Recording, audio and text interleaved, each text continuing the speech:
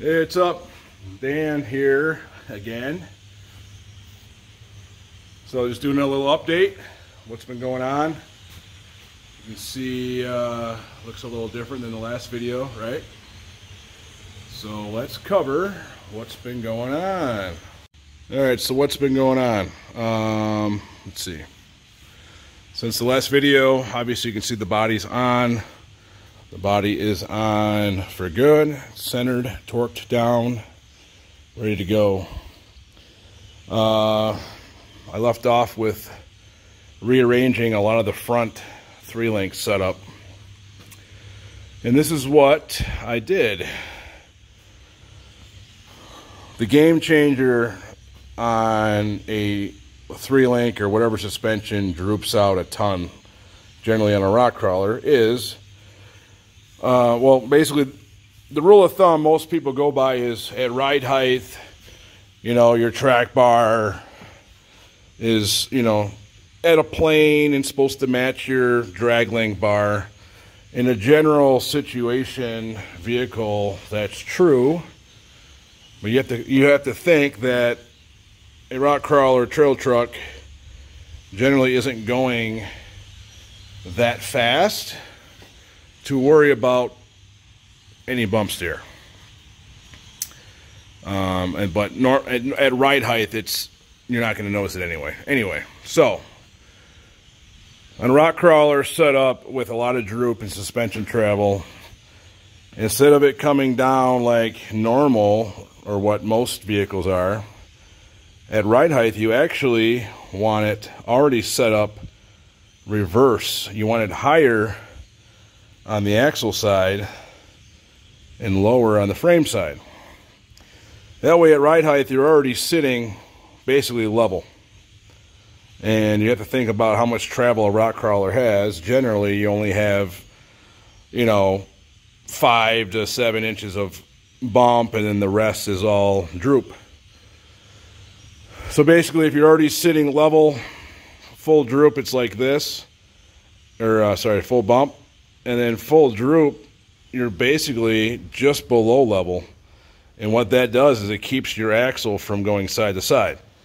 In the last video or two, I was showing or letting you guys know that basically at full droop, this axle was shifting over 3 1/8 inches. And that was not going to work, obviously. So after doing some research, I figured some stuff out. I cut off the old track bar frame side, put a new one on. I also moved the axle 1 inch forward. So this is actually between my 2 power steering gearbox bolts now, where the other one was pretty much notched here this way. So basically I wanted to gain another inch, fix my axle swinging issue to help the drive shaft situation. So I don't have the springs in right now, but I would show you full bump, how that works or looks versus full droop, and how basically it stays center line no matter what's going on with the truck now. So that's been addressed. Basically the one I cut off the frame, I modified and basically added onto the one I had. You can't tell, but there's 2 huge plug welds. I put 3/16 steel plates behind the section. This right here still had its spine back. You can see how the indentation. So this overhung the previous mount this much. 2 big plug welds back and front, plates inside, plates on the outside, everything's welded. Then I also added 2 1/4-inch gussets. And it's not pretty, but I've welded everything. I mean, everything is just not going anywhere. I put my Arctic gussets on the link bar. Everything's been ground down and rounded. I got the new pre-bent bar from Rough Stuff. That's was cut to the new longer length, welded. Everything's all set. What else is going on here? My buddy Brad Kumler was over today. He helped me We got the radiator in. We got two nice rib nuts and bolts holding at the top flange, and then the bottom through the rubber grommets. We basically took a bolt through the flange, put a bolt, tighten it down so it basically creates a stud with a rubber hose over the bolt. And that rubber hose over the bolt fits in the stock grommets perfectly snug. So it's kind of like a factory studded fit with two bolts on the top. I just got done myself routing they're not tied up yet, the oil filter location AN-10 lines from Russell with the push twist lock fittings. Even though they say you don't need a hose clamp, I put one on anyway. But me, Brad, and John Parks did buy the actual tool that makes AN fittings super, super easy. It literally pushes it onto the hose in 2 seconds. Perfect. No bind, no issues. So that's routed down and around just like how I had on my Bronco 2. Also Brian Racy and John Parks, this is how theirs is ran. And then we did have the oil filter basically on the side of the frame. But it's always been tight because of the Explorer front dress idler pulley is right in this area. I always was worried that something would come up and hit it. Never happened, knock on wood. But this time I wanted to mount it a little bit higher out of the way. So it's actually coming, the bracket's bolted to the bottom of the battery tray.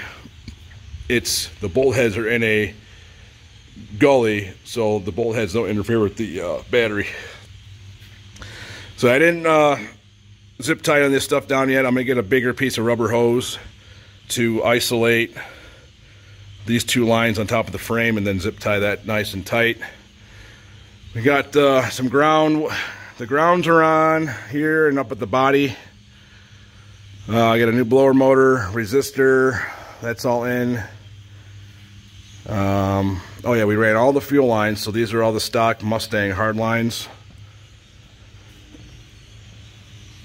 And these are all one-piece lines that we also have a tool to press the nylon fittings, the nylon lines onto the fittings. So those are all ran. Oh, let's go under here.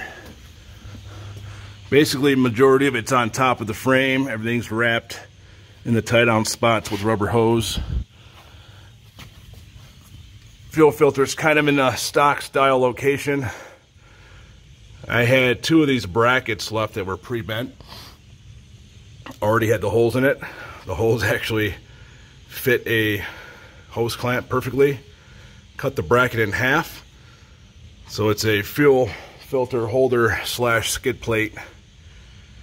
And then all brand new Dorman quick connect fuel fittings as well. Ran all the way around up to the B2 tank.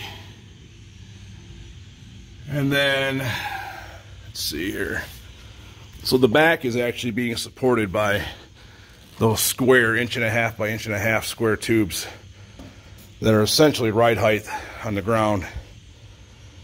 Because I did make a mistake and I actually cut one of my reservoir hoses on one of the rear shocks. So I sent that out last week to AccuTune Off-Road to have that fixed.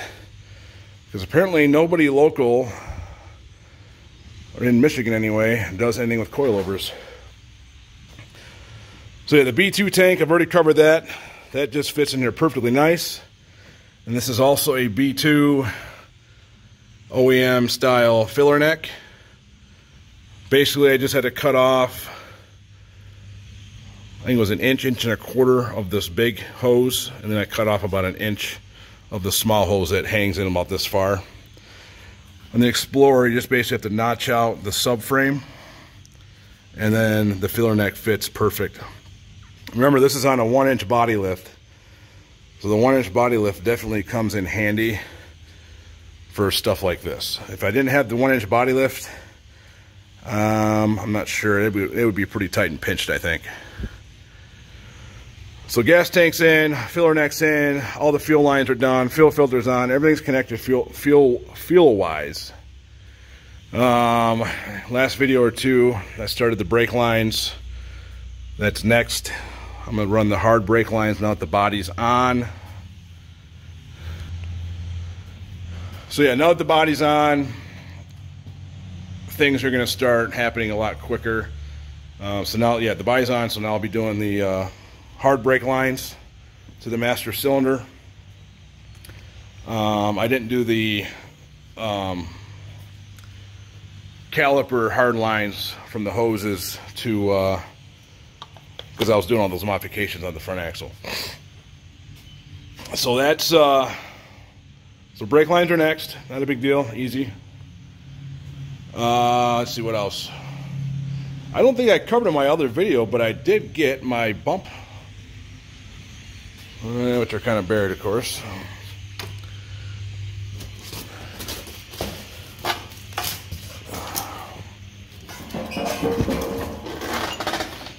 It's kind of hard to see, but that's the rear bumper. It's upside down, but it's got two D-ring tabs built in, 2-inch receiver built in, super low profile, really heavy duty. And then this is the front one here with the built-in wench spot. And those are both from RCL Fab, I believe. Hit about a four week turnaround time, which isn't bad. Like I said, the whole time of this project, I've been really trying to buy my parts in advance so that they're here when I'm ready to get to that part. So far everything's been working out really good. Let's see. So yeah, Brad was over yesterday and today. The interior is stripped. Let me get the truck down for that. Before I lower the truck, so that's full droop. And then one more thing I kind of forgot to cover again is obviously I had all those issues with the axle sliding back and forth and the full droop. I had that Tom Woods 1350 double cardan shaft made, and basically this Dana 60 is so big, if I had another 3-inch stretch and full hydro steering or whatever, it'd be a different story. Or if I knew this was going to happen, I would have went ahead and got a 4-speed Atlas, and that would have put the front output and the rear output outputs about 8 inches or so farther back. And basically the cost of the Atlas difference to go to a 2-speed to a 4-speed is almost what I'm spending to have high angle driveline make me a 42-degree CV drive shaft, and then I'm going to pop off the 1350 yoke and swap that to a 1410. I guess a 1410 gives you 10 to 17 degrees more angle, operating angle. I didn't really understand that because, you know, you would think a bigger U-joint would have less angle. But I looked it up, and it's true. It's a lot more angle. So basically, the double cardan 1350 had a max 32 degree at the T-case. High angle is going to have me at 42 degrees. I was roughly at, I think, 18 to 20 degrees on the 1350 yoke.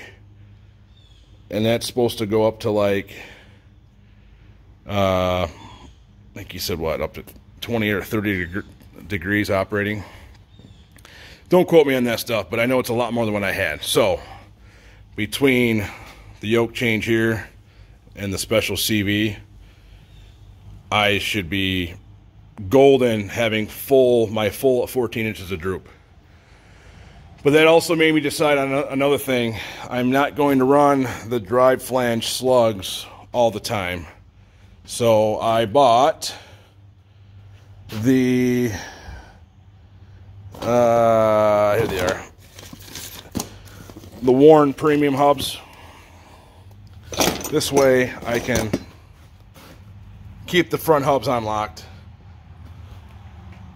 Now normally I would only run the Yukon hardcore locking hubs, but as of now they do not make them for the 05 Plus Super Duty Dana 60s. So I sent them an email, and basically there was a patent or something between Warren and either Dana or Ford, where Warren had all the rights to be the only locking hubs they use on those axles. So the beginning or middle of 2022, that's gone, and Yukon already has hardcore locking hubs in development to have as an option. So hopefully these Warren premiums last until, well, I hope they last, period, or at least until the Yukon hubs are widely available. So that's a good thing, but I wish they were available now. All right, since I was going to lower it down anyway, I figured I'd go down to basically full bump. So I don't know if you can see it or not,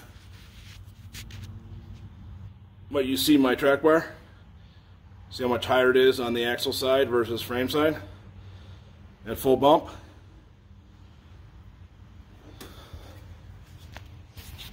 Basically I have it set up so I have, it's hard to see, but about 5/16 of an inch gap. Everything will be bumped out, obviously, to be safe.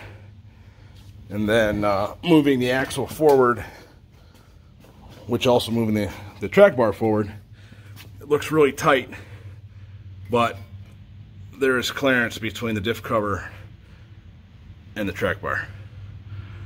So that's all turned out really good. So you can see the engine bay is getting a little bit more busy. So things are going to start taking shape here real quick. All right, here's the inside. I know the back doesn't look much different, but I wire brush and core sealed the back. For whatever reason, somebody had moisture or a battery or something back here. It was the only rust, surface rust area in the whole truck. It actually was kind of bad in here. It's all been wire brush treated, core sealed. I got one layer of tractor implement black paint on it for now. So I'll definitely be putting another layer on that. You can see how the towers really don't stick up much in here. I'm still going to come up with a brace from one to the other to tie them together. But what else we did here, it was already pretty much gutted, but now we took off all the door pads, all 4 doors, speakers are out. Dash, radio, steering column, all that stuff's been taken out, ready to gut and do my speed hut gauges in the stock cluster. This just makes a lot more room to do all that. So it looks a little crazy, but it's not that big a deal. And then the last little thing I'll cover, now that I don't have much room here, but the Atlas Bronco 2 Explorer twin stick kit is installed with Heim joints. I don't know why the Heim joint kit is separate than the actual shifter. That part's kind of frustrating why Atlas would do that, or Advanced Adapters, I mean. So I'm going to box in this area. This hole right here I initially made back when I thought the Atlas and the other shifter kit was going to be a little bit higher. I kind of prematurely made that decision. No big deal. I'm going to use some 16 or 18 gauge, patch this hole, and then basically I'm going to come up with a little box. This is going to be boxed in, and then there'll be a nice flat spot for the shifter boot to sit, and good to go. I'm going to clean up the whole floor, and the whole floor is going to have, I'm going to put down, what is it called, kill mat. The floor I'm going to do, 80 mil. It's like a sound deadener. It also has like an aluminum foil on it. So it's like sound deadener and somewhat of a heat. Helps with heat, keeping the heat off the out of the truck.